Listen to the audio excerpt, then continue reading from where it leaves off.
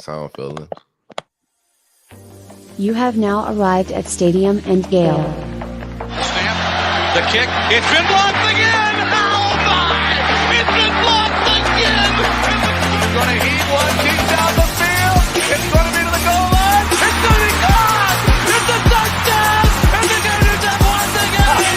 Tyree Cleveland! Oh my! I can't believe what I just saw! Dropping back to throw, pops and fires the ball over the middle. It's Nori! It's Nori! Got a touchdown! Nori got a touchdown! Oh man! Nori's got a touchdown! Hands it off to Marvin. He comes back. Say goodbye. Ahmad Black, in his final game as a Gator, takes it all the way home and sends Urban out the winner. You have now arrived at Stadium and Gale.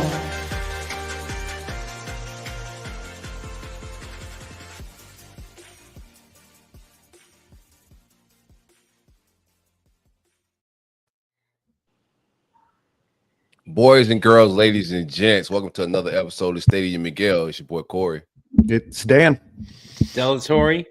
And your boy Jordan Scarlett, baby. What up, 2-5? Yes, Back. sir. Welcome back, man. Trying to get my camera man, fixed glad here a to little be bit. back. Same corner, same time. We fresh off a good big win in Gainesville. How everybody feeling? How was your weekend? What was the There was no vibes? grass touching. Silk was touching bleachers in the swamp. Re-upped on his Vibes. Tom Petty videos. Got to Yeah, run into yep. him on Saturday. Good time with him. Yeah. Shout out to Jackson Raymond and all those guys. Had a good time over by the law school, vibing out, hanging out with those dudes. It's good vibrations, man.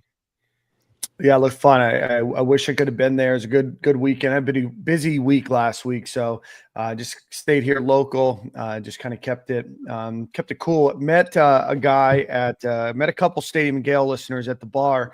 Appreciate you Again. listening. I don't know your name because you didn't say it, but the most improper place to let me know that you listen to the podcast is when I'm standing next to you at the urinal. So I appreciate A lot of that. listen.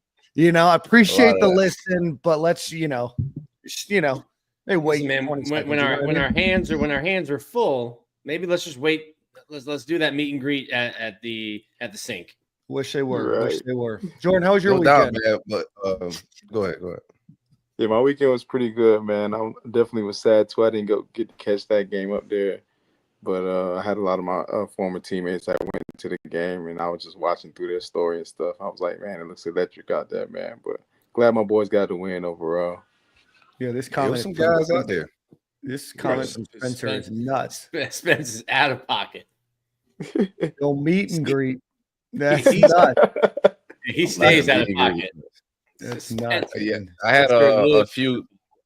Yeah, the bathroom break is where I ran into a lot of Stadium Miguel fans as well at the Yeah. stadium, man. You washing your hands, or you standing in line, you getting that eye a little bit. You just like, hey, man, a lot of familiarity here. I don't know if you know me and I know you, but it's a weird place to be giving googly eyes. But yeah, shout out to everybody. I actually was in section H, and that area is where all the players, recruits, Rex Grossman, all the stars are coming up that row. So seeing a lot of just guys that's familiar with the platform, Brandon Hicks, Voshun Joseph, a lot of those guys saying what's up. I had a fan right in front of me. Her name's Amy. Got to give her a shout out. She comes up to the seat. She's like, "Oh my God, it's Silk." Her husband, I guess, don't watch podcasts. Is not on Twitter. He was like, "Who the hell is this guy?" And she kind of explained it. Put them on the Stadium and Gale. They were a great couple. So they from actually Clearwater, out there where you at, Dan. So shout out to them, and also my man that gave us the tickets for the tailgate. Great guy, great seats, and Section H is the vibes. Okay. I've done suite tickets. I've done lower E. That's usually my spot, but H is the vibe. It's where everybody's walking through. You catch all the former players, the celebrities. It's It was awesome, dope. I had a good time, man. What entrance you go in there? You go in the Bull Gator one, like up the Bull Gator? Yeah. That perfect. What was the? I think it's gate 18. I think so. Bro, I've been here 13 years. I should probably know that. Dan was asking me, let me see if it was the same kind of vibe. It seemed like it was a good crowd, but it seemed like anxious because like LSU gets the ball, you get a stop, Florida scores up 7-0. You get a missed field goal, and like the place was just ready to actually cause an earthquake. But you don't score. They come down and score. And then the middle part of that game, it was 12-play drive, 13-play drive, 15-play drive. And it was just like the fans were just sitting there like, let me make an impact. And then towards the end of the game, once Florida took the lead, made it a 2-possession game, the place was going crazy. But like for that late first quarter to like early third quarter, it was kind of fans just like sitting there waiting for something to to get up for. Yeah, it was packed building. The tailgate scene was fire. You could just tell, like Nick was saying, it was a little wild. Like I was waiting for the swamp to take over and provide that home field advantage. And early in the game, it wasn't there. You know, even in my section, I'm up screaming like, "Hey man, y'all get up! Let's make some noise on third down!" And people were kind of just wait and see vibes. Early on, everybody could start to tell too that Lagway wasn't gonna run the ball. So everybody's a little apprehensive what was about to happen. Third down was creepy in the first half. They kept getting all these third and longs. I think they were hitting on like a 90% clip on like third down efficiency. Even in fourth down, they started hitting some of those in the second half. Then they went like 3 for 3 at one point. But once it got rolling, it got rolling. Once that defensive line started coming home and getting some sacks and getting the stadium involved, the swamp turned into the swamp for sure. Awesome. Well, let's talk about the game. Before we do that, so give a quick ad read to Brunt Insurance. So, Corey, if you could fire that off for us. Greg, what's up, baby? One time for the great folks at Brunt Insurance and Financial Services. Anything you may need insured, your life, your car, your motorcycle. If you have a mobile home, we can insure those as well. Anywhere from the Panhandle to the Keys, actually the entire Southeast. It don't cost a dime to get a free quote. 954-589-2204 or visit bruntinsurance.com, and my man Greg can hook you up, see if he can save you some money. We're out of hurricane season officially. I think we got like one more week left, so it's a good time to get you some insurance re-up and get some quotes, man. Absolutely. Greg, what it do, baby? Greg, what it do, baby? We appreciate everybody for watching on YouTube. Appreciate the super chats. D, before the show even started, Ole Miss catching these hands for show with lag. I feel like we have a shot against anyone for show. Love that. Thank you, D. And then Anthony Beck saying Ole Miss finna catch these hands in the swamp on Saturday.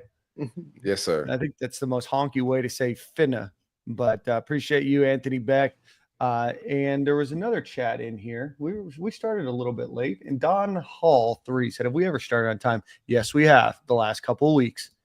It's a new thing that we're trying here. All right, boys. So you're late because of me. I apologize. I had some technical issues with my webcam, like the vibes. Technology be the most part. We show up on time, and then technology start giving us some funky twists, man. Yeah. You know? All right. So let's go over the game. Obviously, the Gators do defeat LSU 27-16, move to 5-5 on the season. The total yards were 392 to 339 LSU. Passing yards 262 to 226. Rushing yards 130 rushing yards for LSU, 113 for the Gators. Yards per play though 4.3 for LSU and 7.9 yards per play. And that is because LSU ran a total of 92 total plays and the Gators ran a total of 43.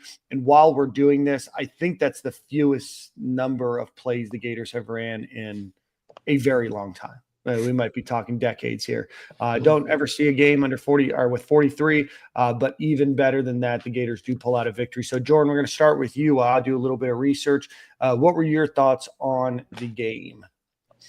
I think we executed pretty well, man. Like you mentioned, man, they were holding the ball. They were sustaining long drives. And when we got our chance on offense, I feel like we either got a field goal range to execute or scored a touchdown when we could. So, overall, I love the performance. I love that we took advantage of all the opportunities that we were given. They were doing a good job with sustaining long drives, and that can kind of tire your defense out and play a factor in winning the game. But overall, we held it down, man. We, like you was listening, we lost basically every category as far as passing, rushing, time of possession. Like, you would think we would lose that ball game. I actually think we had more penalties in them too. And still managed to win the ball game. So when you get stuff like that, man, the numbers not going your way, but we still find a way to win, that's when you know you got a great football team. More penalties, more points, baby. That's all that matters. Right, let's do it. Yeah, a little bit of what he was saying, man. My overall view, like, I think this is one of the first times we got better in the second half as a staff, as a team with this regime, right? Like usually, if we don't jump out, it gets a little weird in the second half. The other teams seem to adjust better. This is one of the few times where first half we couldn't get no pass rush. They had forever to throw the ball. Like they was clicking on third downs. Ron Roberts and Armstrong definitely did some adjustments to confuse Nussmeier in the second half. So I want to give them boys their flowers. And also just from even an offensive standpoint, I thought Billy adjusted some things passing wise. Lagway got a little bit more settled in. The offense wasn't its normal self without the RPO. Like Lagway's inability to get out and make those safeties pause and those linebackers freezing them in the run game. That made passing windows a little tighter than they normally are. But I'm just proud of the team for adjusting. You know, like I've been hard on this staff, so I want to give them the flowers when they do improve a little bit. The penalties was disturbing. It came in some key moments, and there's a point in time we got the ball on the other side of the 50, then we back up like 15, 20 yards and end up not getting some points. But overall, we needed a win. LSU coming in town is a ranked team. Brian Kelly's a respectable coach, respectable talent. The talent matchup. All the games that we won before, we were just more talented than this team. I think the talent was balanced, and we found a way to win, you know, from a lot of different aspects. So shout out to DJ Lagway for doing what he got to do as far as a leader. The team is just different when he's on the field from an energy standpoint. The defense plays a little bit different. I do want our run schemes to get a little better without the quarterback being able to run. That was one thing, too. I thought, like, Jaden Ball had like 6 carries. You got to feed monsters like that a little bit more. You know, I think he's a very talented runner. Having only 6 carries in a game like that, I think is a little criminal. But overall, they got a big win with some big recruits in the building, man. Right on time. Yeah, I mean that's gonna be tough, right? Gators do only have 43 plays, including the last play of the game. Really 2 plays, I guess, when you really get down to it. So they only had 18 minutes of total possession in the game. So I 100% agree, but the Gators just could not get off the field on defense, allowing them to convert as much as they did on third down, and then certainly on a couple of those fourth down drives. But it seemed to me like the team really stepped up. And what I mean by that is like they were very much in a bend don't break defense all game, but really when it came down to the fourth quarter, the Gators allowed or had more sacks against LSU than they had allowed all season. So the team was bend don't break, but that hard work that we've always kind of joked about on this show is like, well, at least they played hard. Like at least they played hard and got a W this week, which was great.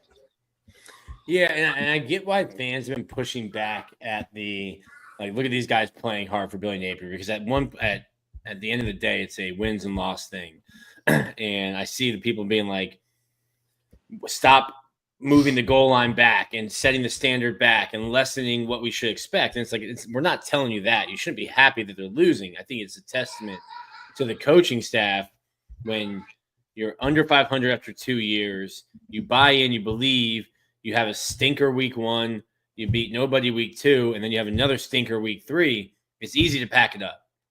And it's easy to say, like, man, this guy's getting fired anyway. Let's just get through this season. I'm going to handle my business. But if the team wins, whatever, it's easy to have that. And that could just be 1 or 2 guys in a locker room, and it starts to become contagious.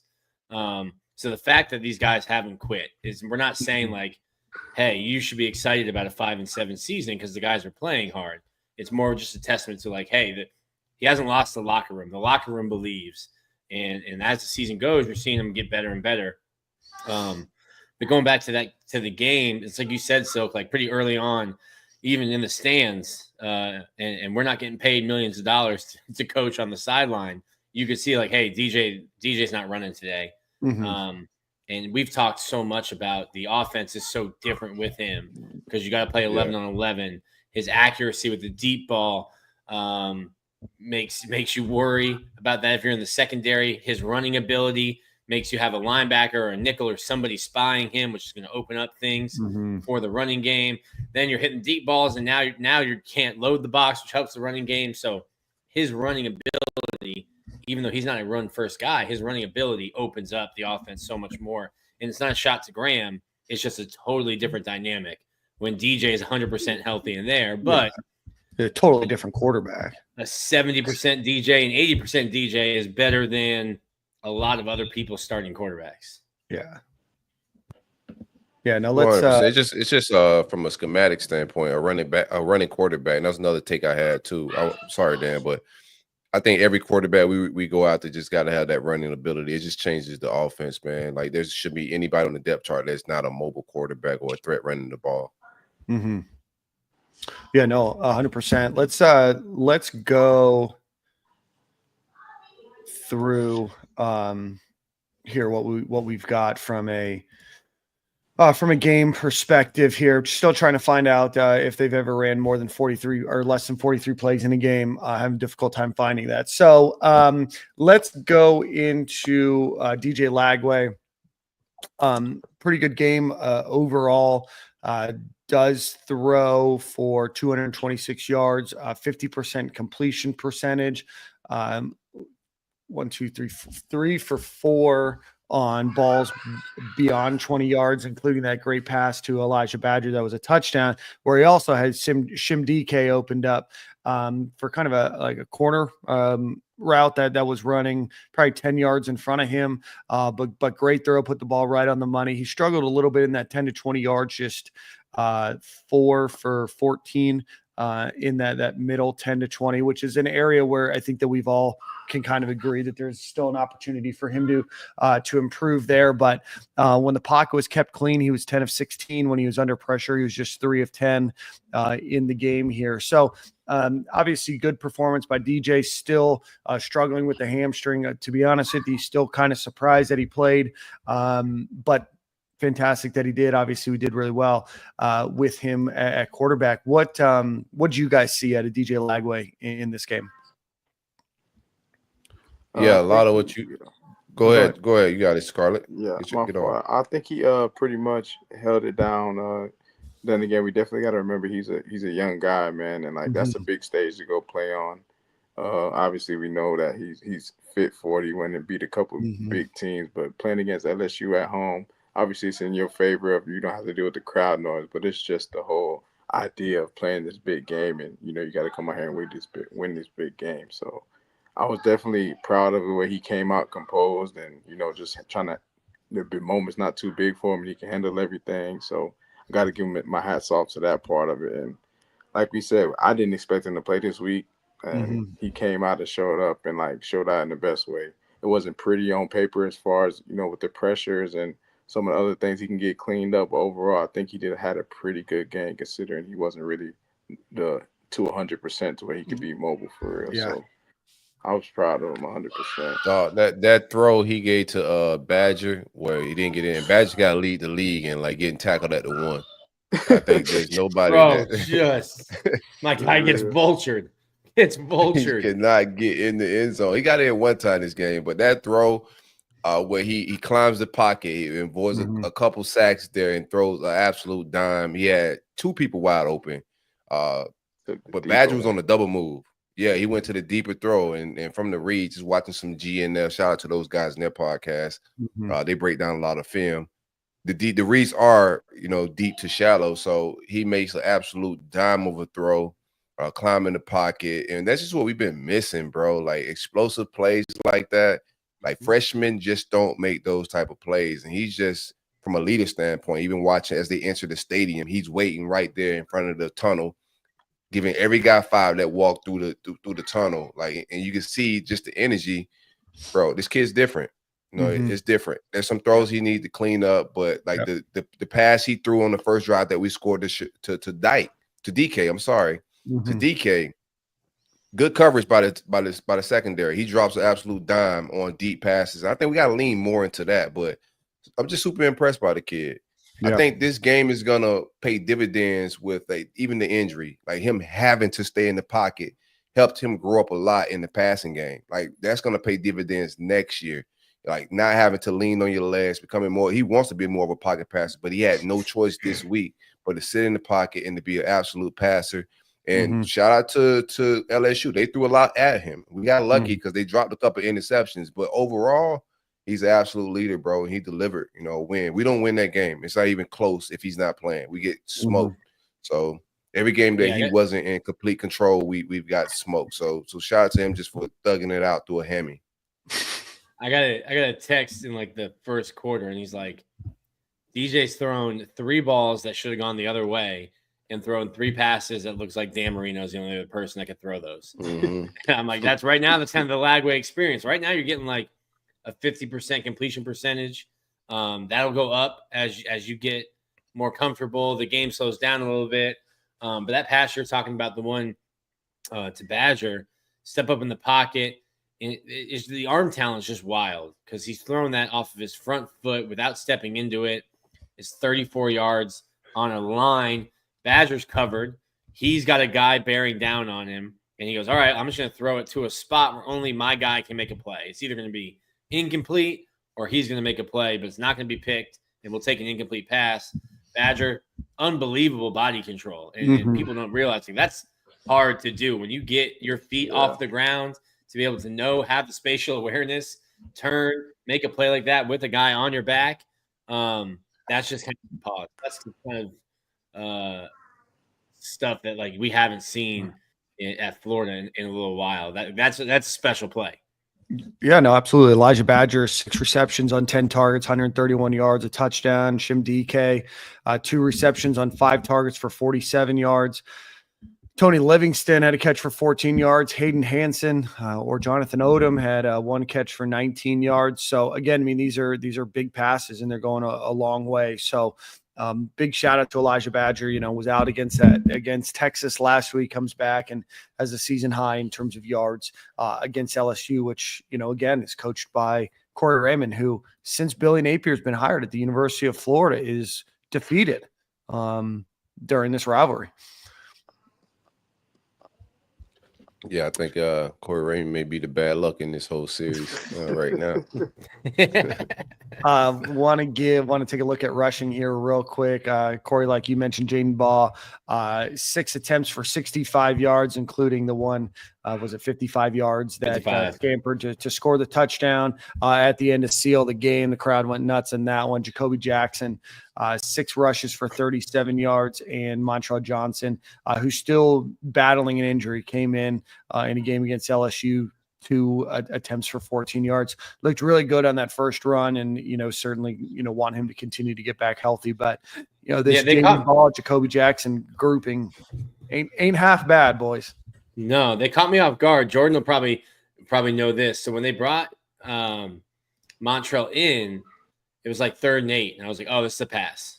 Obviously, 3rd and 8 is going to be a pass. But they brought their best pass blocker in, and then he came in on another one. It was like 2nd and whatever, 2nd and middle. I'm like, "Oh, they're passing because he's in," and they handed him the ball. Or it might have been 1st and 10. They brought him in or something like that. And I'm like, "Oh, they're passing." They handed him the ball, and I'm like, "Ooh, I wonder if LSU is also thinking that. Like, hey, this guy's hurt, but he's their best pass blocker. You get him on the field. Hey, it's pass. And then the second time he's on the field, takes it for 12 yards. And you're like, okay, maybe he's not just the pass blocking decoy. Yeah, they definitely set that one up nice, man. Especially if you let him go in there at first and just have a first play where he's blocking. Actually, they're going to feel like he's just not really that mobile and they're not trusting him. You got 2 other running backs that's good enough. So that was a good coaching point by that, man. Kudos to those guys. Yeah, 100%. So like Montreal wanted to play this game. I don't know if he's 100% back. He can get a lot of carries, but we didn't get a lot of carries altogether. But LSU is where he's from. From New Orleans. Senior from New Orleans. Never sniffed an LSU offer. Buddy, you would have had to amputate that. You would have had to amputate that leg to keep him off the field. Yeah, this is the first win against LSU. Also, the biggest victory that the Gators have had against LSU, obviously they haven't had a ton, but the biggest victory against LSU since 2008. So huge. Big win. Killed the streak, man. They said that the Marco Wilson curse is lifted. Yeah, and then he got released. Don't do a boy like that. He threw the shoe, man. He got released today, and people are just celebrating Marco getting cut today in New England. I'm like, this is tough. Fans are nasty, man. The Wilsons are my. I'm good with the Wilsons. That's not a popular take around these parts, but I'm good with the Wilsons.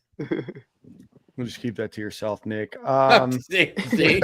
Yeah, Gators don't allow a sack. Offensive line, a couple untimely penalties there, but still great performance by Brendan Crenshaw Dixon in run blocking. Najee Harris had a great game in terms of run blocking and pass blocking, graded out as your best offensive lineman in that game. Bryce Levitt, in the time that he played just 19 snaps.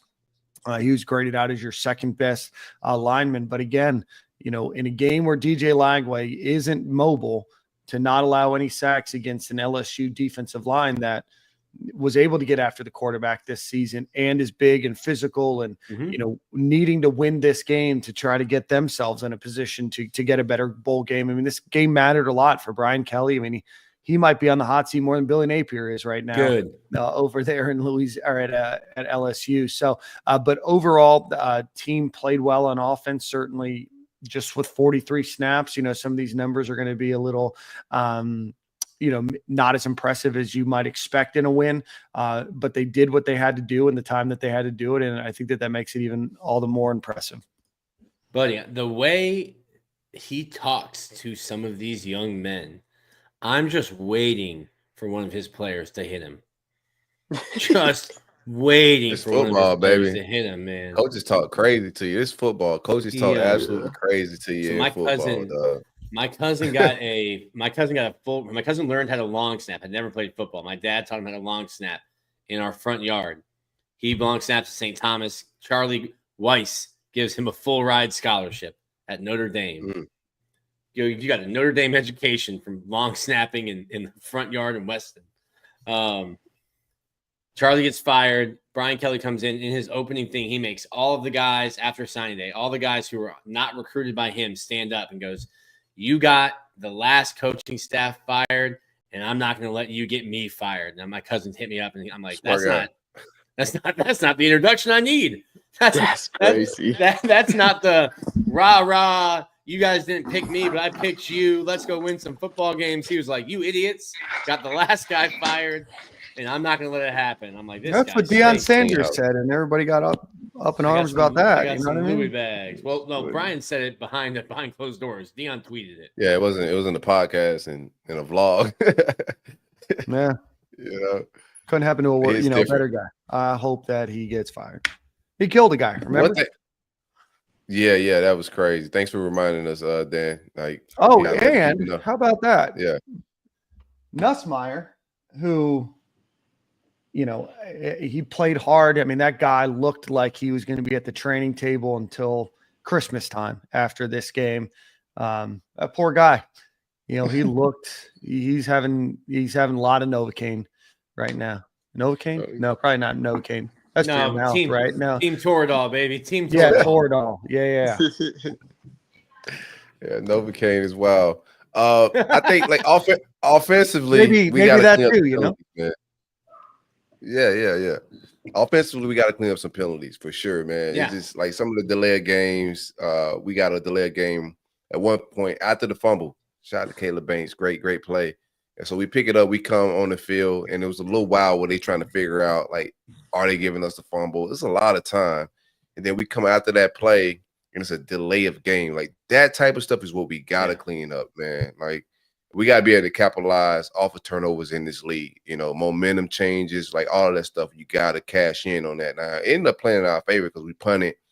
Ended up getting deep, like good field position, pinning them deep or whatever, but they got to clean up that stuff. You could feel the frustrations in the stadium with the penalties, the holdings, the delayed games, the substitution infractions. Like, do we have another 12-man penalty on special teams? Yeah, it was on defense. It was something. Oh, on defense. I was in the bathroom when that happened. Yeah, Came back. Is that when you were doing your meet? No, this was a different. This wasn't that was the scheduled meet and greet. This wasn't the meet and greet. You got to schedule the meet and greets before, after, at halftime, not during. He came back. He's like, "You won't believe what happened." I was like, "No, I probably won't." You can't tell me anything anymore. I'll believe everything. So on a special teams note, shout out to my boy Johnny Townsend, which got my punters or people too going. I get it. Special teams have given opposing fans a lot to make fun of you about, but like the delay of game on the punt, like who cares? You're like the ball's at your 45. It doesn't matter. if you're Yeah, punting right. it from Yep, your little room. 45 or your 40, Almost whatever. probably helps you a little more. Honestly. Yeah, like that didn't I matter. thought- But I get it. It wasn't the first delay of game. There was a holding penalty. There was delay of game. You had 12 men on the field. Billy was going. Yeah. Billy was hot about that 12 men on the field because you're supposed to get time to Me run too. guys on and off. And he was yelling at the ref, being like, "Hey, we need time to get our players off. They made substitutions. We made substitutions. We need time to get guys off." Yeah. And he felt they didn't give Florida the time to get their subs in and out to respond to what LSU had done on offense. I don't think Florida's going to get the benefit of the doubt and having too many guys on the field. You know what I mean? It's a common thing. But for the crowd that says, Billy Napier is just sitting all the time, like he's showing some fire. We mentioned it a couple weeks ago, earlier in the season. There was some energy and there was something about him that changed. And I don't know if it was he's finally like, all right, I need to show some passion or energy, but he's shown it a lot more this season compared to the last couple. And I don't remember what it was. Was it the Mississippi State game? There was something that he got all hot and bothered about. I'm like, all right, finally, we got something here. I want to see some passion and enthusiasm. He showed up to the post-game press and he said, "Oh, we're missing some people." I was like, "Yeah, Nick got fired, man." Can you believe that? I like that though, man. Like he throwing some shots at like, why we have more people when we lose, man? Where all the writers at? So I like the energy a little bit. He's got to like show some personality and do some things on his end. And I like that he's chirping back at the refs a little bit. We're not getting favorable calls. Like you got to play that game a little bit. I can't remember what the play was. I don't know if it was a good catch on Florida's sideline or a tackle on Florida's sideline. But I looked down because you never know. I think it was a tackle because then it was a nice tackle behind the sticks. And whenever somebody gets tackled, or if Jordan got tackled on LSU's sideline, you got to watch to be like, okay, how many people are around him over there now?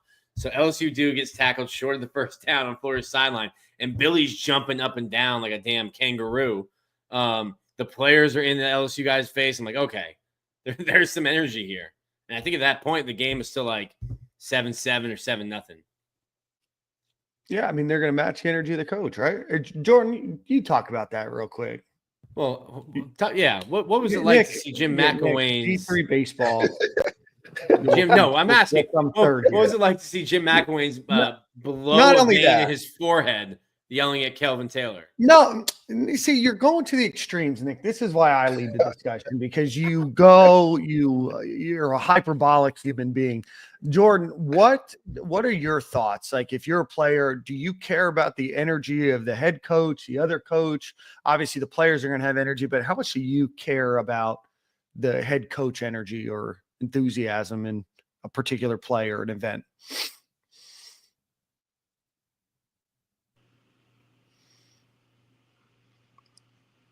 You repeat the question? Sorry. Yeah. What do you in your experience playing, not necessarily just Jim McElwain, what's your experience in trying to follow the enthusiasm or excitement of like your head coach or position coach? Do you guys care?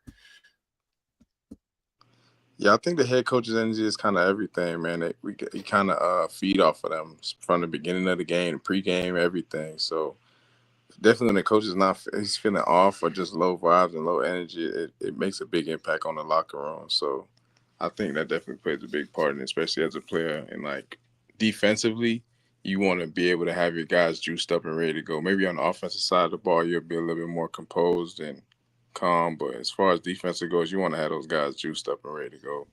Yeah. Love that. Any final thoughts on offense? I like that Tony Livingston is getting more snaps, tight end. Yeah. I think he's better route runner, more elusive, than I would say Bordenham. I think Bordenham's a good tight end. They leaned on Hayden Hansen a lot. He gets most of the snaps at tight end, but he seems more of a blocking guy. I know Billy loves those blocking tight ends, but I like that. Running game is the running game. We got some special guys there. Our receiving. Burke, just watching from like the stands, Burke seems to be confused a lot. Like they're trying to figure out things where he line up, from that standpoint. But there's a lot there's a lot of like playmakers on the offense. Just a lot of weapons, and I want to just give flowers to these guys for their evals. With DK, Badger, I don't know where the offense would be without landing on those guys in the portal. Andy Jean, a lot of the guys we're leaning on through the high school recruiting haven't came through. A. Mizell has, but the transfer portal hits were great. DJ Lagway got some weapons. Billy's background was at wide receiver. The wide receiver evals have been great. The running back evals have been fantastic. Shout out to Jabbar Jaluk. Yeah. Badger, I'm getting this question a lot. So I don't know. I don't think Elijah Badger has any more eligibility, but his freshman year was 2020. But he played a full season in 21, a full season in 22, full season in 23, and he's played a full season in 24. Yeah. Who knows? Would he come back? He's NFL ready, man. Yes. So no, not expecting him back. You're going to lose DK. You're going to lose Badger. But I'll tell you this, from reading what the recruits were saying, from talking to recruits even in the spring and in the summer, DJ Lagway is the best recruiting tool you have for any position, but specifically for receivers. Like 100%. Billy Gonzalez, put your feet up on your desk. You're good. Just when you have to host a recruit, just FaceTime DJ or have DJ in the room with you. And just play throws. I think that's going to help. And, we'll talk a little recruiting at the end. And no, that's not really like our forte to talk about a ton of recruiting. But I know Jamie French, the 5-star that's committed to Texas, he was in town. Dallas Wilson, 5-star committed to Oregon, was also in town this week. Spoke very, very highly about DJ Lagway and what's playing like with him is going to be. And obviously DJ's deep ball is incredible. So that's going to attract a lot of people out of the transfer portal. I don't know if Arizona State's going to have another wide receiver that they throw out there, but I'd take a flyer on them. If they're going to do that, you've had some success. But I do think that guys that are in the portal are going to be very, very attracted. And then hopefully we're tampering a little bit to get some guys that wouldn't necessarily be in the portal to try to play with DJ Lagway. No, Nick, you know that I'm a pro tamperer. Allegedly. I'm pro tamper. I'm not on the staff, so I can be pro tampering. So, but I think that DJ Lagway, like Corey's mentioned, Jordan, I think you've mentioned it as well. Nick, certainly you have. That is a prized possession in terms of what Florida could have going into next season to be able to attract some of this big talent. So, if you're a guy that can get 130 yards, if you're going to get a guy that's going to get multiple catches and average 20 some odd yards per catch, rather than Eugene Wilson with Graham Mertz, who was running, about 6.5 miles during the game to average about 4.5 yards of completion. I mean, that's a pretty sexy stat line. Jamie, French. French. The first F is silent. Shout out to French. He put out a post, and there was some quotes from him on the article, and they were saying that Florida still has a chance. No, kid, you have a chance to come play with DJ Lagway. Let's not get this twisted. Make the right decision, bro. Like I think he's one of those guys that can play right away. But if we're gonna tamper, Cam Coleman out in Auburn, let's tamper. If y'all need to tamper in, Billy got a lot of jobs on staff. If you need a tampering coordinator, I'm here to make that happen. Jeremiah Smith, Cam Coleman. Yeah, Cam Coleman had a sick catch the other day, man. I know that he's maybe not had the season that Auburn thought they would have, but that an incredible season for him. Let's tamper. Yeah, let's tamper. I'm a big fan. All right, so let's talk about the defensive side of the ball. But again, a good to great offensive performance, especially in the time that you had. Still some opportunity to clean some things up, but to score 27 points in 18 minutes of possession, to be able to bounce back in the limited time that you have, to make great plays with a quarterback that was not able to be mobile. Again, an outstanding performance for them. Let's give a quick shout out to our friends over at Home Field Apparel. Go visit homefieldapparel.com. Use promo code Stadium and Gale. If you're looking for holiday gifts, gifts for your clients towards the end of the year, whatever it might be. University of Florida, about 100 other different schools as well. Over 25 products for the Florida Gators, so go check them out. Great cotton. They got a baseball pullover. They've got a starter jacket. They've got a whole bunch of different stuff that you can go check out. So homefieldapparel.com, promo code Stadium and Gale. All right, guys, let's get to the defensive side of the ball. Tyreek Sapp, Desmond Watson, Miles Graham, Caleb Banks, Cam Jackson ranked as your top 5 players according to Pro Football Focus. I want to give a shout out to Shamar James. Really an incredible job getting after Nussmeier. He gets 2 sacks. Searcy gets 1. Cam James, Tyreek Sapp, and George Gums and Caleb Banks. Sack party, baby. Yeah, dude, I thought this game for Shamar James was one of his best as a Florida Gator linebacker, and then certainly George Gums. We talked about him before the season started, that he was a guy that we expected big things from, and a great eval. And I'll say it again, incredible evaluation by this guy who's a former walk-on running back, I believe, at NIU, has turned into a monster for this Gators defense, and will be here next year too. So, guys, let's talk defense. Jordan, we'll start with you. What were your thoughts? Yeah, I think the D-line did a really good job of getting after the quarterback, man. I was really impressed with that. It helped those guys out on the back end. I have to worry so much about the deep ball. And, when they're playing great, everybody else on the defense can play great. Like, they're all just attached on one string. So I was really proud of them with that. I wasn't too happy with the third down conversions and the fourth down conversions. I'm watching it, like, they letting them convert too many, like, 3rd and 8s, 3rd and 13s, like 4th and 5. Like, they just have all the confidence in the world to keep going for it, and that was kind of having me a little upset. But other than that, defense played lights out, man. I was really glad that they got after the quarterback and had him uncomfortable all night. But I would definitely want to get cleaned up on the conversions, man. You can't let teams feel like they can just go for it on 3rd and medium and be comfortable with calling just about anything in the playbook, because they completing very simple plays, hitting a dude in the flat route to go get the first down. Like, that kind of stuff can really tear you up on defense. You don't want to put that kind of stuff on film. Yeah, it seems like they found something on film, like with the running backs and tight ends on those short downs. So you're trying to find a one-on-one matchup with either the tight end, running back, and the linebacker for sure. Right. Yeah, no, I think at one point they're 10 for 13 on 3rd down. They ended up finishing 13 to 24, so I cleaned it up a little bit. But yeah, definitely a rough. You just kind of expected it, right? But I think the defense, we talked a little bit about it. Nick and I did. It almost seemed like the defensive backs were playing significantly off the line of scrimmage. I'm not sure if they thought that Nussmeier was going to hit them deep. But Corey, what are your thoughts on the game? Our defense, I'm sorry. A lot of the same things. I think I like early downs, you want to win those and put them in bad situations. And we did a good job of putting them in 3rd and longs and just wasn't capitalized. I felt like Grantham was back in the building. I'm like, what the hell is going on? Like, is Todd back? Did we hire Todd? But I thought the defense, the secondary, I want to give shout out to Triquez Bridges. Yeah, we gave him a hard time at corner. I don't think that's his true position, but he held his own. Like, he came to handle business. I thought he played very well. I was concerned that Pup Howard was out.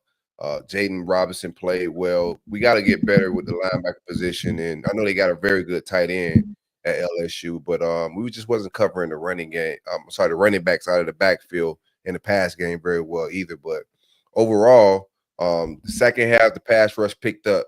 First half, we were not. Nussmeier was comfortable back there. Like, we wasn't getting after him. Talked about it at halftime with my guy Devin that I was sitting with. Like, bro, we gotta affect the pass. We gotta get him off his launching point, and we did a good job of that. So flowers to the staff for adjusting after halftime. The secondary play every snap. Cormani was out with a hand injury. We just banged up, man. Overall, I think we was out 8 starters. And that's what it's about. Football is a game of war of attrition, especially in the SEC. Yeah. Like, you're not going to be a championship quality team if you can't win attrition. You're going to get injured. Like, every team's hurt. So, like, there's no excuse for us being hurt. The next guy got to step up. You got to be able to win the battle of attrition. So we found a way to win, Caleb Banks is an absolute animal. Gums, the evals, what they find, like, I'm going to keep getting these guys flowers where they're achieving that, and they're achieving that evals. We were not high on these guys in the transfer portal. Caleb Banks is a guy we was not high on. Gums was a guy we were not high on. Even when Brian Taylor comes in the game, we weren't high on these guys, but they're finding these gems that do not have a lot of film. And I don't know what their process is with trying to find these guys, but they're hitting. They got a good hit rate. So overall, good defensive performance. Defense is just playing good football. We just got to clean that 3rd down and 4th down situation. You got to be able to get teams off the field. If not, it's going to cost you, especially with a guy like Lane Kiffin. Yeah, I need to look. Maybe Dan can look while I do this here. Tight end. You mentioned tight ends and running backs. Like, Mason Taylor is going to play in the NFL. When you scheme into Derek Wingo, who some STA on STA crime going on in the field there. But when you scheme into a spot where you've got a linebacker like Wingo and an gigantic athletic tight end like Mason Taylor on offense, like, hey, I don't know what the read was. I don't know what my progressions were, but my progression is now wait until 86 gets open because he's going to get open at some point, and let's get him the ball. And there's going to be some of that. I think Shamar did a really good job. He's more athletic. I think Miles Graham, Aaron Childs played a ton. He's super athletic. So they've got some different answers, but you're going to get schemed into. If you're facing a good offensive coordinator, you're going to get schemed into some mismatches like that. And I think it's how do you limit them or limit them the number of times they can happen, and then limit how big of those big those plays are. But that's something I would watch with a play caller like Lane Kiffin. Hey, LSU was able to hit them in the flats with the running backs. Do we have a tight end that we can find some mismatches? Florida's secondary is banged up. They needed to have that kind of game from the defensive line because you're playing guys like Triquez Bridges came here specifically to play safety because he doesn't think that his future in the NFL is at cornerback and was getting the chance to play safety. And now it's like, hey man, you got to play corner. Like we need you there. So he's taking one for the team as a senior who wants to put safety film on coming up to the draft. Making some money. He's taking one for the team. But like you have to have another strong, especially if Cormani can't go again, like you're just getting numbers are down. Like Didi, there is no tap in your helmet. You're out there, buddy. If it's 90 plays, if it's 75 plays, you can get your Gatorade when you get off the field on third down. But don't you take your butt off my field when their offense is there, just because you don't have the numbers in the secondary right now. Do you know what the health is? Because we haven't seen a lot of I'm forgetting the kid's name. He hasn't played all year. Asa Turner? Man's name? No, not Asa. Yeah, I don't know what happened to him as well. Asa was running on the Ultra G treadmill, the treadmill with like the bubble around. Oh yeah, it takes weight off. So he was running on the Ultra G for the first time in a while last week. So that does not. I don't. Feel what position, Corey? Cornerback. I'm forgetting like the corner. Like I'm forgetting his name. Jakeem Jackson hasn't played since year. There we go. Jakeem Jackson. Like I don't know what's up with the health. Do you know what he's battling injury wise? It was so he had a left. So they on the roster page. I didn't want to get anyone in trouble at the time. On his roster page around week 4, they said is out for the season, and I was like, hey, no one ever told us this, and they were like, oh shoot, maybe we shouldn't have put that on his official roster page then. But he was in like a left leg brace, like knee brace, went like halfway up the quad and like halfway down the calf on the sideline for a couple weeks, not on the travel roster, but hasn't played since week 2. So like Jakeem Jackson, good player. You've also been without him. You've been without him, without Devin Moore, without Jason Marshall. You need about 12 guys in the room. Yeah. No, but they did a great job. You know, there's a couple coverage snacks that they had in this game too. Nick, I don't know what you wanted me to look up earlier, but the Gators allowed 96 yards to the tight ends or to halfbacks in this game. Not sure if that's the stat you were looking for, but I just kind of assumed. It'd be great, right? I was trying to see what Ole Miss, what their tight ends, running backs, receiving wise look like. Caden Pricecorn. I don't know. 10 games, 18 for 300, and then Daquan Wright, 19 receptions for 2. So not a ton of action from the tight ends or the running backs in the passing game. Good. Very good. Very good. All right. I thought DeJohn played well. He made some key tackles. Shout out to DeJohn Johnson. He did play very well. I had no idea like Cormani was because I didn't think he made the list until I seen him after the game with a cast on. Yeah. I thought he was healthy, but turns out I was wondering why I didn't see 25. And he didn't have the cast on in warm-ups, anything in the stadium. So I don't know when it happened, if it was something he was just trying to get through and play through it in case of an emergency, but he's banged up as well, and that wasn't on the injury report. Listen, man, there's no funny business with the injury report ever. Something funny happened. But yeah, no, I thought the defense played well. Obviously, Ben don't break. Still missing a lot of starters. I thought Aaron Childs played great in the time that he played. He had a great pass breakup. I forgot when it was in the game, but he actually ranked as your best coverage player in this game. Jordan Castell was your second in terms of sheer number of plays here, and then Miles Graham played the most snaps that he's played all season. Looked good at times there, and then Traquez Bridges there had a great game as well, just allowing 2 receptions on 4 targets for just 16 yards. So still some things to clean up, but when you consider the injuries, consider how many plays LSU had, and considering the way that they dominated that fourth quarter, that's a strength and conditioning thing. That's a Will thing. That's a Will Harris thing. But defense again get a victory against an LSU team that desperately wanted to win this game. 100%. Anything else on Trey Smack, man? Very key to us winning that game, bro. that first kick sounded like a Dan on the 4th of July with a cannon. We were up in the press box, and me and Mark Long looked at each other. We were like, "Whoa, what was that noise?" That first kick would have been good from 67.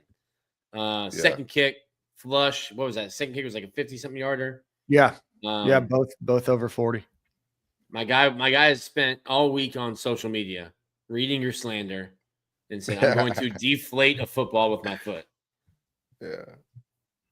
I mean, he's a big-time prospect coming in, and we all been waiting on him to live up to the hype. He's missed some big kicks, but when he hit that first one, like you said, it was flush, and he had a little bit more length on that pause, man. But shout out to Trey Smack. We don't win the game without him as well. He kept us in it. We scored in some key moments, and we needed those points big time. Absolutely. Yeah, I've seen Billy a little bit too, and this is something Will Muschamp did a ton of because he had Johnny Townsend, but playing the field position game, and Billy likes to run the ball up the middle on 3rd and 10 to hopefully create a 4th and 6, 4th and 5 that he can go for, 4th and 4. I think you're seeing, because of and it might just be because they're all older. You've got, I think, a redshirt junior long snapper, a junior kicker, redshirt senior punter, but I think they're playing a little more field position game with Jeremy Crawshaw because he can be a weapon. And Billy kept saying it. And me being the punting guy, I'm like, please use the weapon. Let him punt more. But it can, and no one likes when the punter's on the field except for me and the punter and his family. But it can be used, and you can win games, flip fields, change the momentum by punting. You're welcome. Yeah, no, absolutely. Shout out to Trey Smack. Shout out to Jeremy Crawshaw. Nick's pumped. Nick is pumped. All right, guys. Any final thoughts on the LSU Florida game as the Gators will take on Ole Miss here? And we'll talk a little bit about that here in a second. But any final thoughts on the game before we close out this decisive Florida Gators victory, the biggest that they've had in the rivalry since 2008? Big win, man. A lot of media love, a lot of just recruit love, and I think it's deserved. You feel me? We're not playing perfect. There's still a lot of adjustments they're gonna do staff wise at the end of the season, all that. But considering where we were at, players could have easily quit. Nick talked about this earlier. They could easily quit, and they've been bought in the entire time. They've been playing with a lot of energy the entire time for the coach, and just good win. We needed that. It's been a while, and the fans reacted in a way. Well, it's been a while. I know Steve Spurrier told everybody they had extra cops on the field because Spurrier said rush the field. They had police presence heavy. They was like, nah, we heard Spurrier. We're not with the shenanigans. Do not rush the field. They put it up on the video board, stay off the field. I heard they put it up a bunch of times. Oh, it was up. It was up a lot. It was up a lot. Yeah, you better have bail money is what they were saying. Yeah. Listen, we don't care. We don't need handcuffs. You guys are getting hogtied with zip ties. We went to Costco and we got a gigantic bag of zip ties. Please come on this field. Yeah. Please come on this field. Like Silk said, I think when you were hard on people, when we don't think they're doing well or not executing, not doing their job. When they do it, I think we need to give them their flowers. This is a huge win, in my view, for this program. LSU had won 11 of the last 14 and won 5 in a row. A ranked opponent, still playing for, at the time, like LSU needed to win probably the last 3 to have an outside shot of getting into the playoff. You ended that. You beat a ranked opponent. You beat a rival. You did it at home. You did it in a way that we didn't really expect or see, where LSU dominates, plays, time of possession. But you sacked them. You sacked their quarterback more times than he had been sacked in the previous 9 games combined. You gave the fans something to be excited about. Like Corey said, you had an all-star list of recruits there. And it didn't end like week 1 where Miami's telling them, hey, come play for us. Instead, it's Cam Banks running to them with a football that he had just forced a fumble and picked it up and said, come here. You hear this? Come and be a part of this. So I think it's a huge, huge game for Florida. Now, can they keep the momentum? It's been a problem with this program for the last 3 years to get some momentum, feel good about yourself, and then not completely like throw the baby out with the bathwater the next week. Keep some momentum this week against Ole Miss. A win this week, a win next week, and we're talking about Billy Napier and is 7-5 with a bowl game coming. And that's not what any of us said after 3 weeks of the season. Yeah. No, I think shout out to my kid. My kid got to enjoy a game. That's always fun, man. Like, I take my kids too many L's, so we got to get a big win. He enjoyed himself. His first time actually in the stadium and not in like a suite, because we've been spoiled as Gator fans, and people show us a lot of love in that capacity. You had to bring him down with the common folk.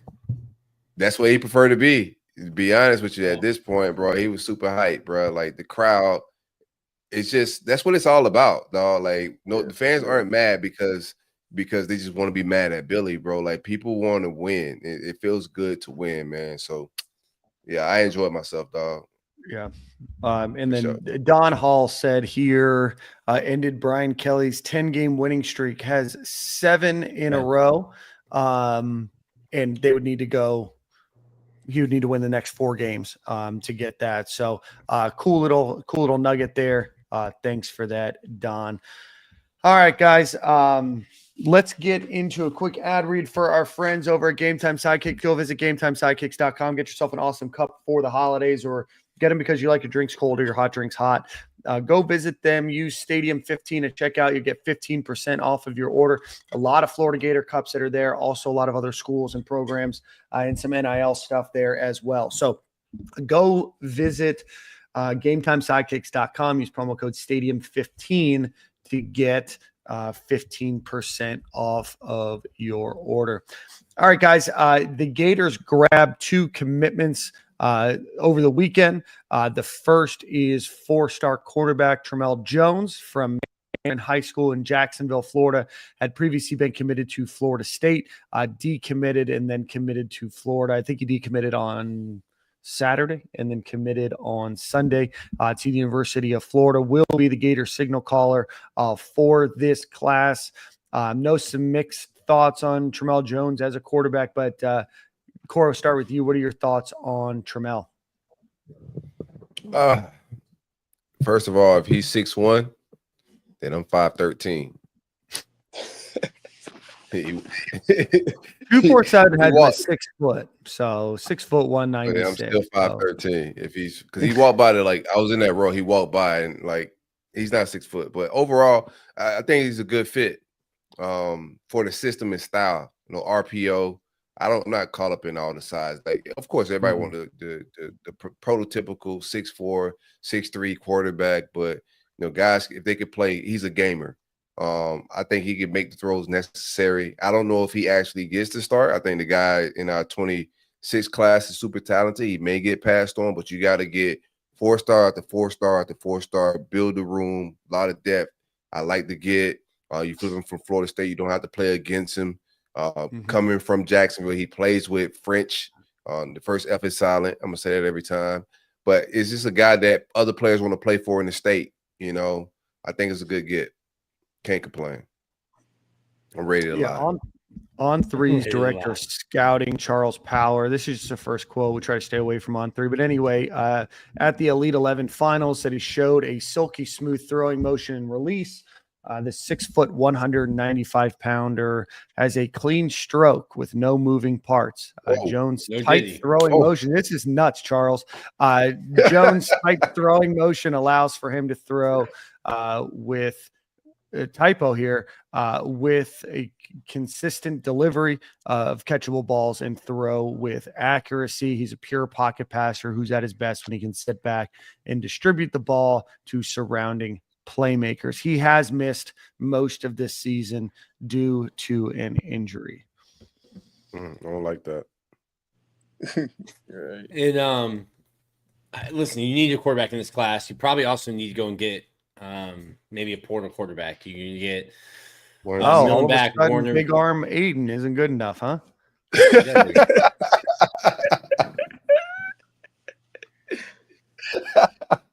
Yo, that's hilarious, man. Nuts. Go ahead, Nick. I'm sorry. I didn't mean to interrupt you. You'd like to That's have hilarious. four scholarship quarterbacks on the roster. So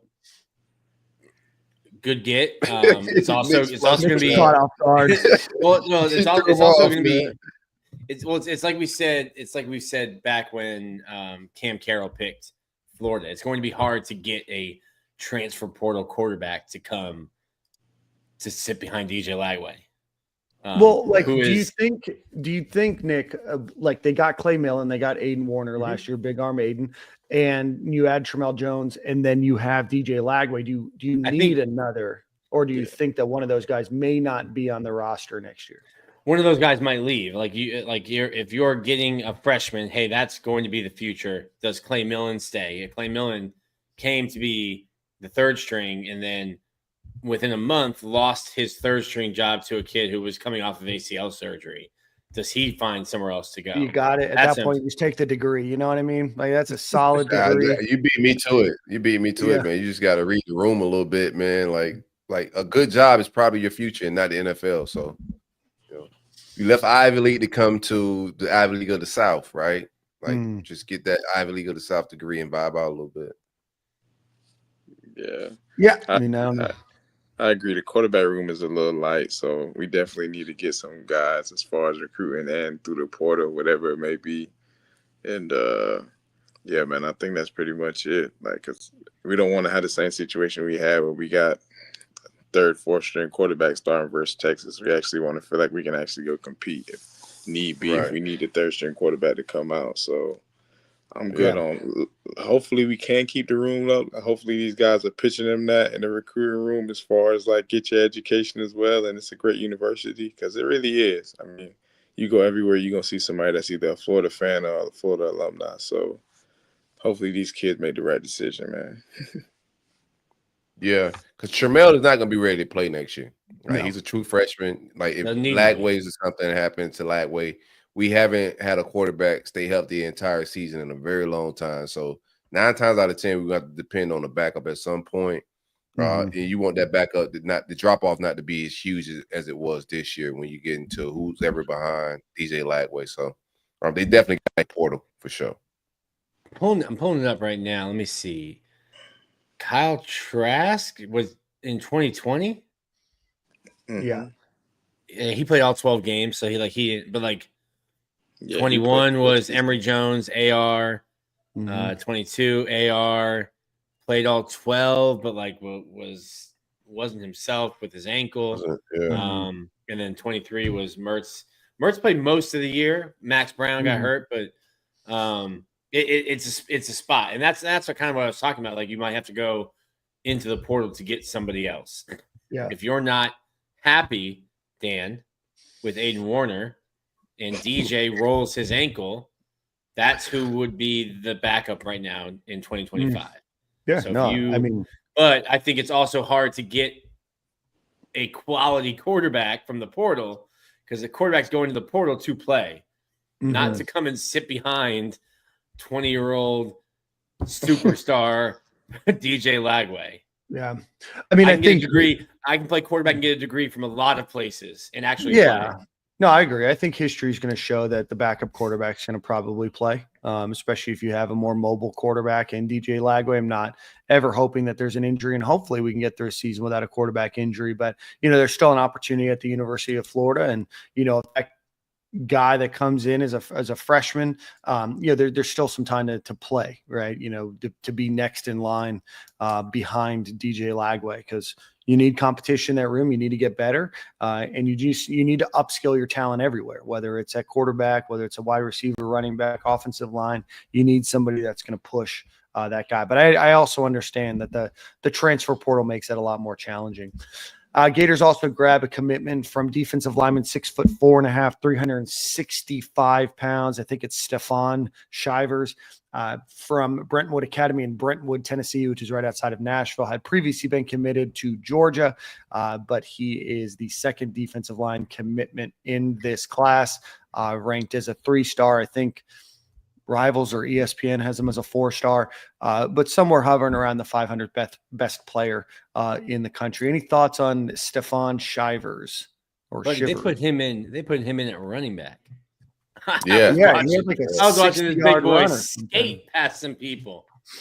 That's crazy. Let me tell you something, dog. My junior year in high school, we played against Santa Lucia's, and they had Vincent Wilfork, who ended up going to Miami as a defensive tackle. They had him playing running back and returning kicks. What? And as a defensive back, yes, they was blowing us out. Like we was a fairly new school. We didn't have any seniors on our team. In our inaugural year, I was good. Don't play me like that. But when Vincent Wilfork broke in the open field, I pretended to be blocked. I was trying to be blocked. I was like, Brian, trying to tackle this man. It's been like 350. That's a big boy. And nimble, like he's running that thing like Barry Sanders a little bit. That clip was absolutely amazing from Shivers, bro. Yeah. Like him breaking in the open field like that for a defensive tackle that size, you got an absolute athlete at defensive tackle, man.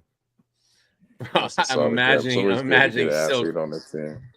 I'm imagining Silk running into blocks. To get I'm away throwing, from Vince. Now you throw your arms up to show the ref you're getting held. I was doing all that, like ref, I'm getting held. Like, I was get him away from me. That dude. Yeah, blow the whistle. Well, that's cool. Gators also look to try to close out the class pretty strong.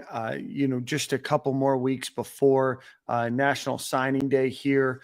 Certainly the Gators could use some help.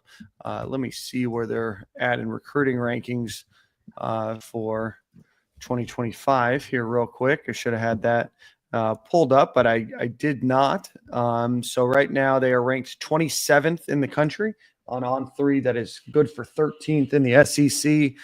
Still a lot of guys out there. That group is still led by Vernell Brown, Ben Hanks, Jalen Wiggins. Tramell Jones becomes the 4th highest ranked player there. Nashawn Montgomery, Waltez Clark, Tayshawn Gelsey, Stephon Shivers, Jeremiah McLeod, Micah Jones, Miles Johnson, Chad Gasper, and then kicker Evan Noel and punter Hayden Craig. So a couple of the names that we're looking out for is Jamie French, the 5-star, who's going to announce his decision this week. He's currently committed to Texas. And then Dallas Wilson. He got a decision this week? Yeah. I believe Friday. Jordan, what do you think about that? I got committed to a school while having a commitment announcement. That's crazy. That's this new day and age, though, man. I mean, shit. Back in my time, when you committed, it happened in your time too. Yeah, you guys, your era had the same but at shenanigans. least you gonna decommit and then have a whole thing where you feel me. People are staying committed and basically having the whole get together about you still committed to a school. Yeah, like decommit first and show that you're back available and stuff like that. I don't get it. That's like being the Bachelor, and on episode 1, you bring your wife in to meet all the other girls coming out of the limo. Right, straight up. What are we doing here? You should have left your wife at home. Married here, but I got options. Do you know what show you're on? What are you doing? For real. Shivers though, like as a 3-star, I know like people we're all stargazers a little bit. Shivers was formerly committed to Georgia. Mm-hmm. Just a great prospect. Don't get caught up in the stars. This kid's an absolute beast at defensive line. Great eval. They've been doing a good job of evaling the defensive line. So just don't get caught up in the stars. I think he's gonna match well with the guy they got last year with Michael Burrow. How you say his last name? Just big physical guys. Boyro. I think he's a good match. He's pretty much the placement for Big Meat. Desmond Watson, man. No, his first NIL was with Spence, and they had shirts. He sent me one that said Big Meat. You know, I had to stop wearing it in public.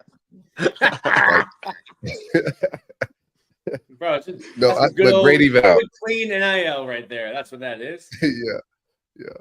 One time for Spence, man, the Big Meat campaign. That's funny. Let's see, from a recruiting perspective, 3-star interior offensive lineman Daniel Pierre-Louis.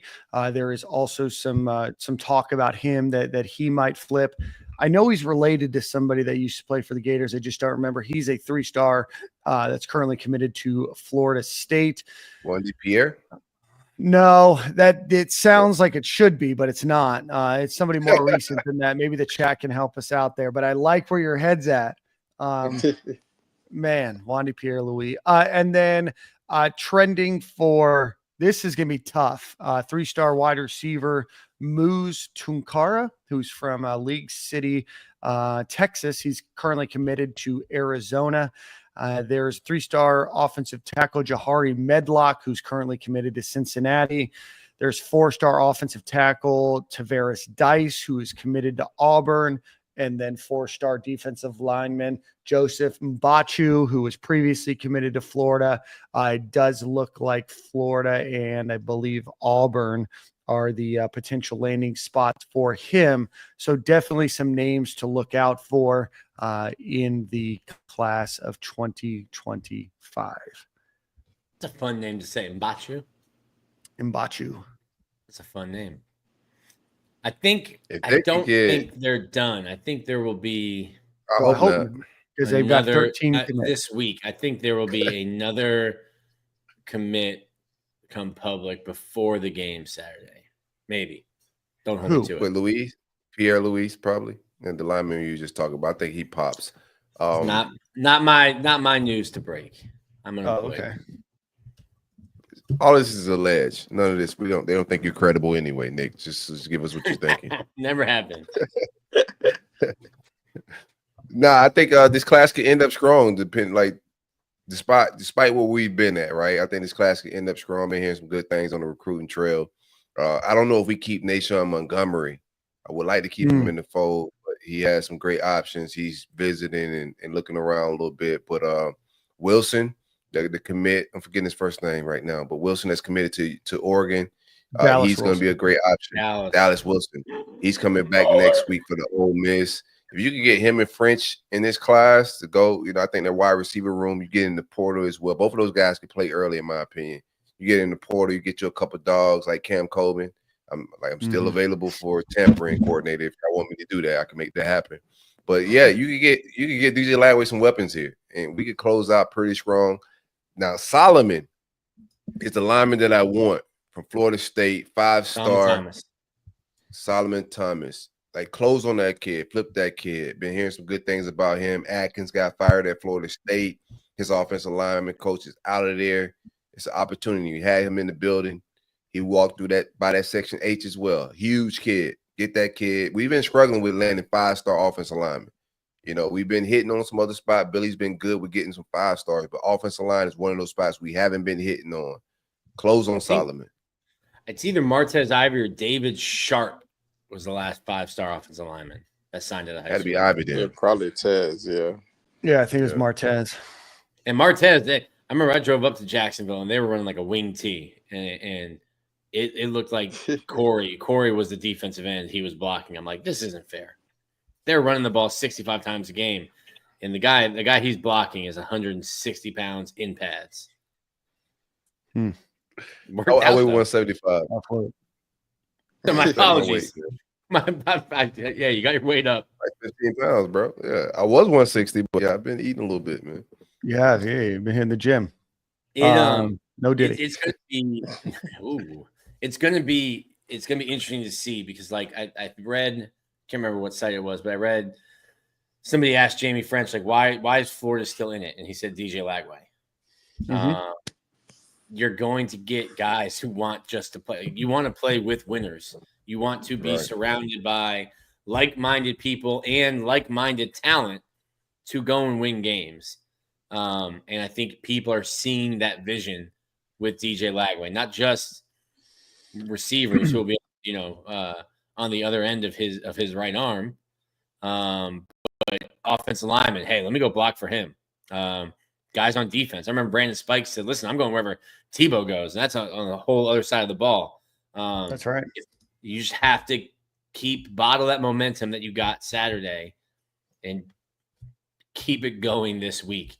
Because I think even if you lose a tight game and look really good against a good Ole Miss team, you can still keep that momentum, smack FSU, win a bowl game, and roll into, I guess, early signings would be before the bowl game, maybe first week of December, right?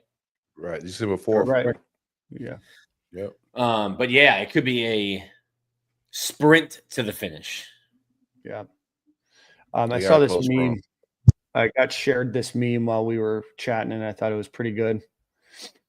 About the Arizona State, because everybody was looking at Arizona State's roster to see who's the next player that we could get for Arizona State that's a wide receiver. And I guess shout out to Alex. That's funny. Yeah, Alex. Shout out to Alex Reagan. If you're not following him, if you are listening on a podcast medium, which most of you are, it's Billy Napier's head on the fake Adam Silver quote that says, "Get ready to learn Chinese, buddy." And it says, "Get ready to learn Tom Petty, buddy." So save that. We'll be using that. Jordan Tyson is the number one wide receiver for Arizona State, and it's coincidentally followed by the entire Gators coaching staff right now. Billy coached out there, right? Yes. I'm sorry? Yeah. Very briefly. Before, but yeah, he was there for a year before Louisiana. I'll have to cover him for tampering. I'll do that. I got it. No. Yeah. No, I hope that they are. I have no allegations here, but I sure wish I did. Before we head out, any final thoughts on recruiting? Head out. We got to talk Ole Miss, man. Sorry. I meant before we head out of this discussion.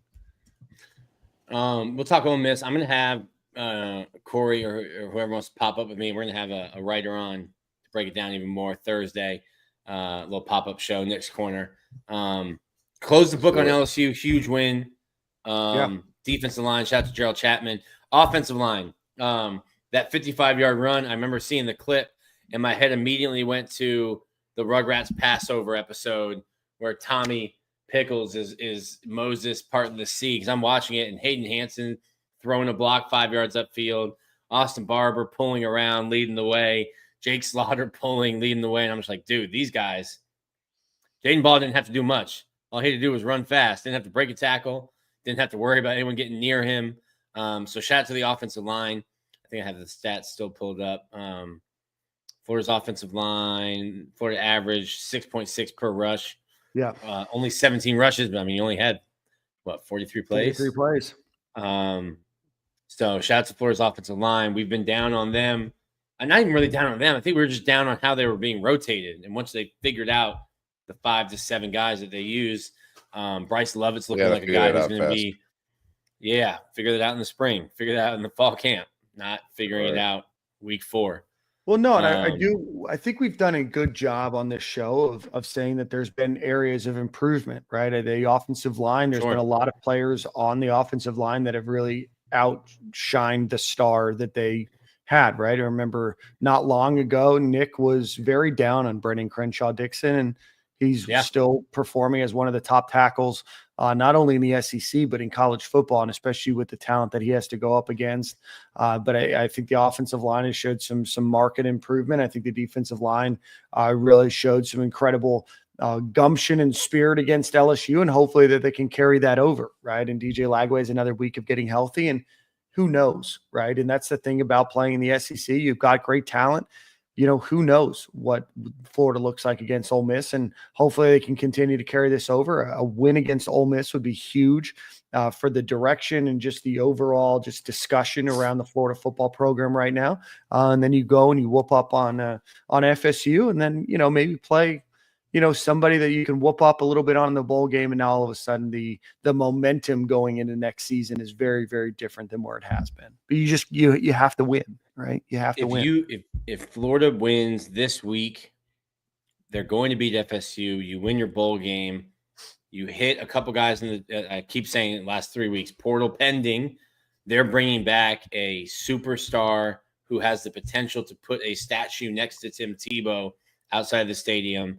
We're going to start talking. All offseason we spent saying, "Damn, Florida's schedule is really hard." If Florida can build off of that LSU game, get some recruiting battle wins, the narrative this summer is going to be those teams have to come and play Florida. They have to come and play DJ Lagway, Billy Napier, Jaden Ball. Yeah. It's going to be a completely different offseason, and one that will be much more enjoyable to talk about instead of being like, oh, well, I'm ready to lie. The schedule is. I'm big lies. I am ready to lie. Just keep it like, I know you're moving on. Like, this is like, the fans are always beefing. There's always two sides to all of this, but I don't think like any of this vindicates the staff. I think they still got a lot to prove. They got a lot of things to like finish up. They got to finish up. I think we can get both of these wins, and I think this staff needs to get every win they can to just to be successful and be the long-term solution. But there's nothing I seen Saturday that just absolves them for the rest of this season. It was a good win. I appreciate the win. We're going to enjoy it. But there's still a lot to clean up, penalty-wise, just scheme-wise, just overall team-wise. This team, there's a lot still to improve on, and nobody's vindicated. This is not a successful season when it pertains to Gator standard. We just see progress, and we just see there's some life. There's some staff changes that may have to get made, and some delegating, and just some readjusting things. But there is some life here. It's not completely over. Billy has a shot here. So yeah. No, absolutely. 100%. Let's get into the Ole Miss game here. Before we do that, let's give a quick shout out to our friends over at Alumni Hall. Go visit Alumni Hall online at alumnihall.com, or go visit them in Gainesville. Anything that you could want as a Florida Gator sports fan, from T-shirts and apparel to golf accessories and supplies to tailgating accessories and anything in between. Go visit alumnihall.com or go visit them in Gainesville. Let them know that we sent you over. The Gators will face off this weekend at 12 o'clock against Ole Miss. Ole Miss right now is 8-2, 4-2 in the SEC. Their two losses are to Kentucky, who Florida beat, and to LSU, who Florida also beat as well. They're coming off a bye week. Their last game before that was a 28-10 drumming of the University of Georgia. But guys, what are your thoughts on Ole Miss as they come into town on Saturday? Corey? Man, we gotta be ready to play and just coach. Like this is a legit coaching staff, one of the best coaching staffs in the SEC or just college football. Golden is going to be an absolute beast. What he calls on defense, that front seven is probably the best front seven we're going to face all season or in the entire country. So, this is a real deal matchup. This is a playoff team. This is a team that can make a run in the playoffs. They made, some NIL transfer portal acquisitions to be this type of team. They took our best defensive lineman from last year, and Princess Umanili. He's going to come with a chip on his shoulder. And we already know Lane's been trolling with UF for a few years now, so he's going to come in wanting this win. So I think we could be absolutely anybody. We'll get into the breakdown of this game, but I think we could be absolutely anybody. And I got Lane Kiffin on upset watch. All right. Corey. Let's run through Ole Miss real quick.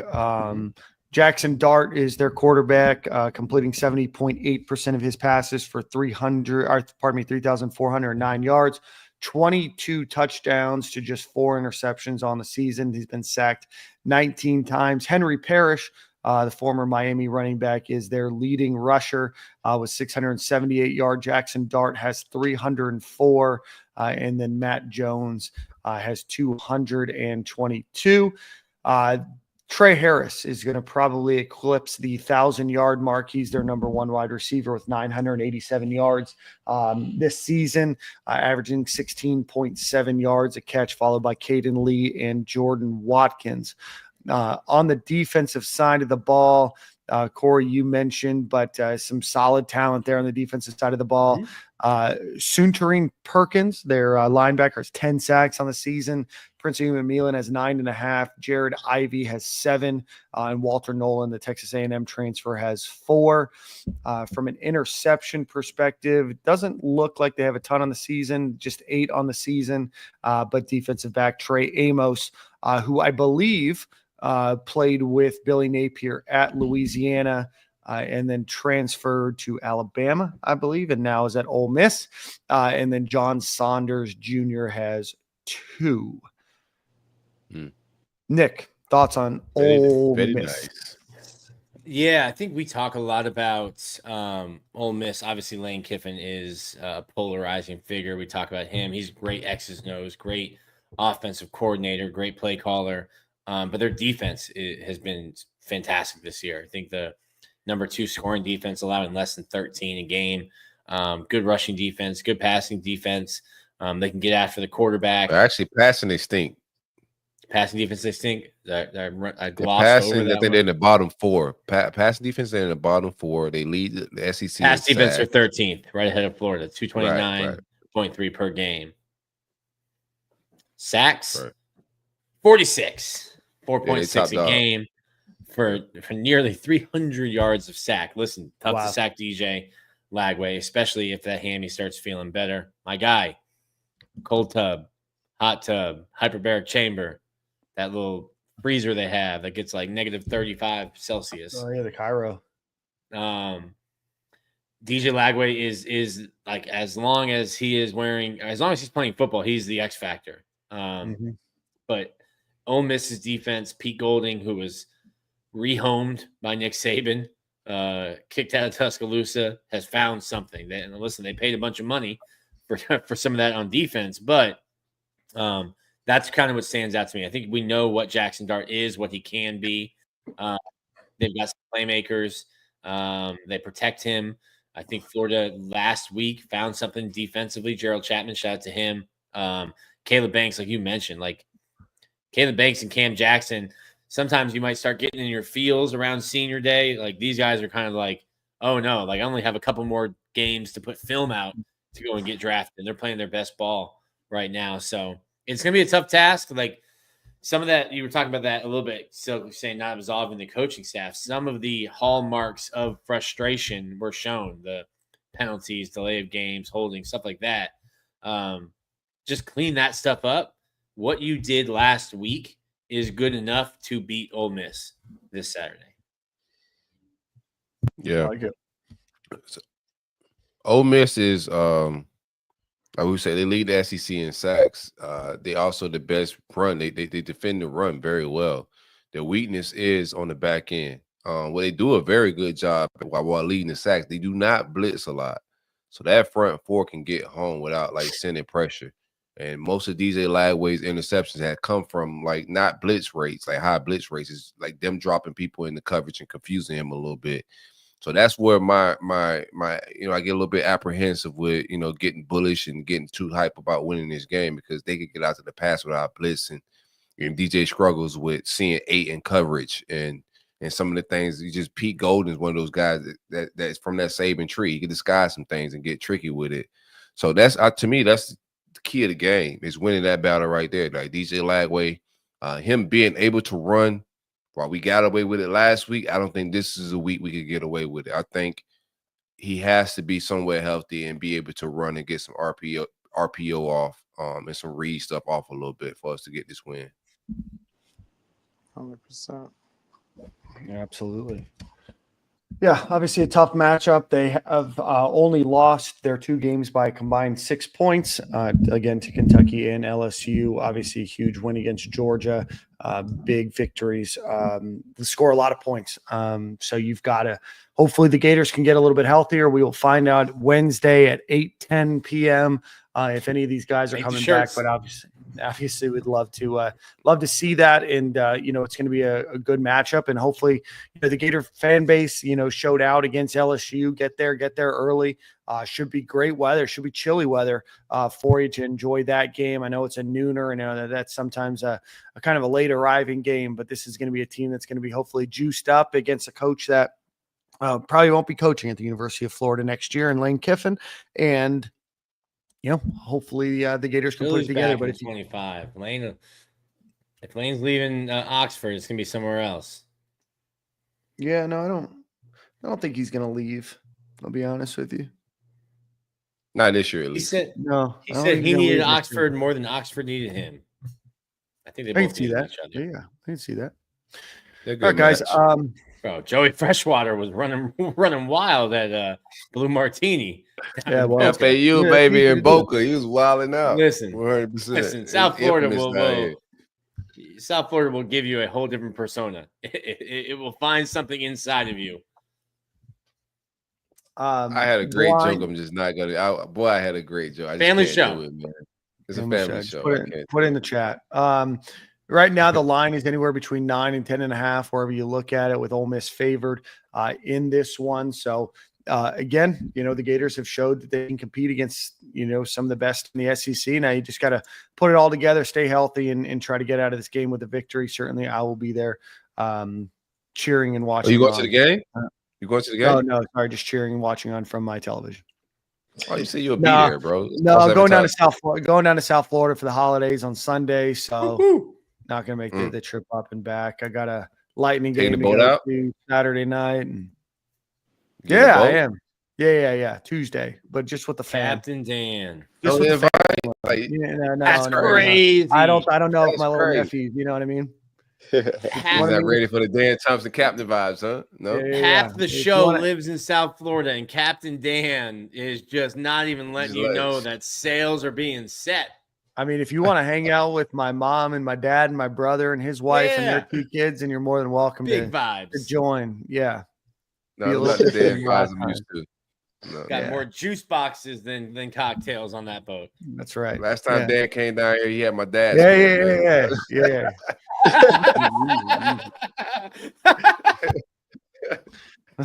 Dan was whipping the boat like he was on a drive-by, baby.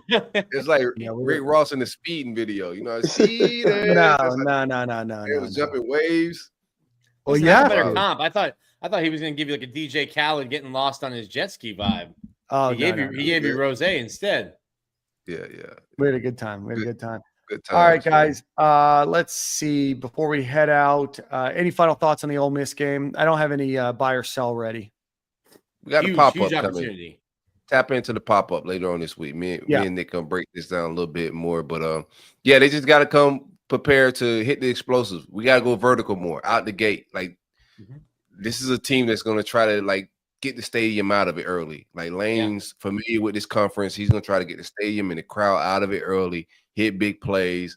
And we gotta have that same energy, come out with big plays. Aiden Mazzell, use him more, deeper. Like let's go vertical. That's just my overall take. Get the running game going, get the offense going. Let's get points. Defense, do what you're doing. Just continue to capitalize on these opportunities. When we do get the stops, we do get the turnover. We need to get 7. This week we can't go and get the ball on the other side of 50 and end up punting. That'll cost you an L this week. I mean, if it's a good punt, it's a good punt. I got us winning. Yeah, what y'all got score-wise? I got us winning, bro. We're going to win this thing. We're going to end the season 3 wins, dog. Back to back. Boom, boom, boom. And I'm going to lie to the elite levels that I can, I got them prepared, baby. Heisman favorite, DJ Lagway. We're going to get some studs in the portal. What? These boys going to mess around and get Billy extended. Like, that could definitely happen. I'm telling you, he's that Lagway's that good, bro. He's gonna go get this staff extended. We're gonna make some changes, but he's good enough to get these boys extended. Talking to don't change his your bio, mom, please. It's funny. It's funny because we, last year I said DJ Lagway can save Billy Napier's job, but he just has to get through this year to then get the opportunity to coach DJ in 25. Obviously, Graham's injury changes that a little bit, but we put a lot on this young man's shoulders, being like, hey, this is the person that's going to lead Florida out of the desert that it's been walking through for 40 years into the promised land. And that's a lot for a 19-year-old kid. And like his mom's like, yeah, no, we expect that. Like, you guys don't. What you've said about him is that's not even that's not even a tenth. You're scratching the surface of what he's capable of. And I was like, okay, bet. Let me write that down. You have a full off season. The Graham Reaper curse might be over, though. Maybe we spoke too soon about the Graham Reaper. Shout out to my guy Graham. Yeah, Graham Mertz. Yes, remember we were talking. Yeah. Murder Mertz. Yeah, Murder Mertz. Nick, you Gators winning or losing? Win. I'm gonna go. Whoa. 21-17. You know what it was, Nick? 24-17. It was an on-3 thing. That's what I'm guessing. The negativity. You were on the message boards. That's just an absolute cesspool. And you left. And you know what? You've turned a new leaf. You can't say anything negative about on 3, man. It's like, so I'm not saying anything. I'm not asking Nick to. I'm saying that when he left, his attitude changed. And I, for one, Nick, am gonna give you a pat on the back. Like my daughter. Let me go 24-20. I'm gonna give 24-20. Okay. Do you want to go one more time? 24-20. No. I got Florida 24-20 win. Gators win. Florida win. Yeah. Florida wins. Okay. Billy goes 8-5. Finishes, brings his record at Florida up to 19-19. There's gonna be a hive of Gator fans that's upset about Lane losing. It's gonna be weird because I'm gonna troll y'all. It's shout out to Lauren, my favorite person in Jacksonville. Nick is in his positive era, and we like it. Sure do. I like Ryan too, and Vari. There's some great people in Jacksonville. Sorry you have to live there. Jordan, what are your thoughts? Sorry. I like this final score to be 28-24 Gators, man. We're gonna get this dub. We just got to play some penalty-free football and just clean up some of the little things. It's going to take care of the big things. I believe we are the better team. Do I believe we have the better coaches at some times? I think Lane Kiffin's a little bit more offensively talented. Yeah. But besides that, I think we should be able to insert our dominance on these guys, man. And because I think we have a pretty tough football team. Like you mentioned, our offensive line is great. They've improved throughout the year. Defensive line showed they behind this past weekend, showed that they're capable of being a top-tier D-line. So I think if everybody comes out firing off, man, we can surprise these guys again. Another great win at the house. So I'm ready for it. I'm excited. My LSU beat them by going vertical with Nuss. So, just go vertical. Nuss went vertical on them boys. Go ahead, Dan. Yeah, no, I think barring injuries, I'd like to pick Florida to win this game too. That's my only concern. Is just obviously beat LSU. LSU beat Ole Miss, and that's not necessarily indicative of what could happen. But I think the injuries are the one thing that's holding me back for going full bore on the Gators. But I'm also going to pick the Gators to win this one. I'm going to pick the Gators to win 31-23. And I think the rushing attack is what gets it done for the Gators this game. Run the ball. Yes, run the damn ball. I just saw, I think Ben Chase tweeted, they got some run the ball t-shirts. Buddy, those are going to be sold out soon. Yeah, I know. Our friends over at High Top did it for about an hour before they pulled that. But yeah, no, go support NIL by supporting Jaden Ball and the rest of these guys that have merch out there. And Alma Mater, I know, sells a bunch for they're not sponsoring the show, but we'll still give them a shout out. They sell a lot of the NIL stuff. I know a lot of the DJ Lagway stuff. So go check it out. Go support these guys. But next week, when we talk about Florida State, I've got a score in the 40s and 50s to like -3. You know what I mean? Shout out to 7:30 game, man. Shout out to that game. Shout out to that game this week in Tallahassee, where two teams are just trying to double up their win totals. They're just trying to get You think they go upset Charleston? What's the best thing about being 1-9? The opportunity to be 2-9. We need them to lose. You think they go upset Charleston Southern? I think it's a close one.